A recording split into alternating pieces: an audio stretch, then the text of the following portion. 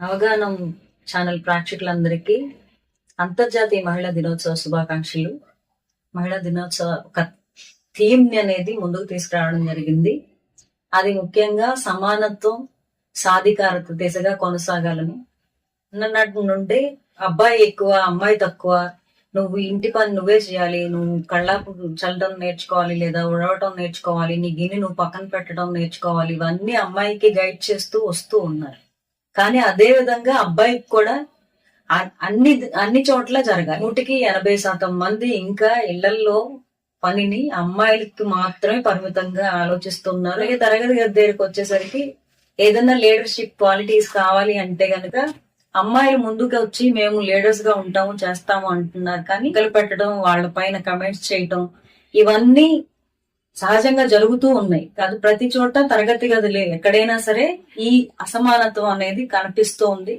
కాబట్టి చిన్ననాటి నుండే మొక్కే వంగనిది మానే వంగదు అనే సామెత ఎలాగా వర్తిస్తుందో అలాగే మన కుటుంబాల్లో కూడా, మన కుటుంబంలో సమానత్వం తీసుకొచ్చినప్పుడే సమాజంలో కూడా సమానత్వాన్ని మన వంతుగా మనం తీసుకురాగలం. ఆ సమానత్వం ఎప్పుడైతే వస్తుందో, సమాన దృష్టితో చూడటం ఎలాగ వస్తుందో, గౌరవించడం ఎప్పుడైతే వస్తుందో, బయట ఆడవాళ్ళ పట్ల చూసే దృష్టి కూడా, వాళ్ళు చూసే కోణం మారుతుంది.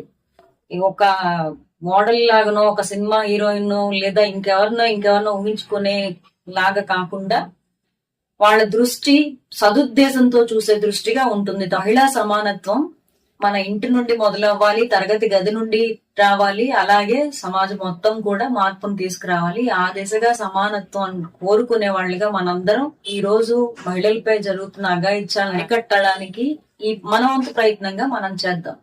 ఇది మన సాధించుకున్న మహిళా దినోత్సవాన్ని మనం స్మరించుకుంటూ మన కర్తవ్యాన్ని ముందుకు తీసుకెళ్ళడానికి ఉపయోగపడుతుందని అందరికీ భావిస్తున్నాను. ఈ అవకాశం ఇచ్చిన నవగానం ఛానల్ కు ధన్యవాదాలు. Please subscribe, like and share. నవగానం.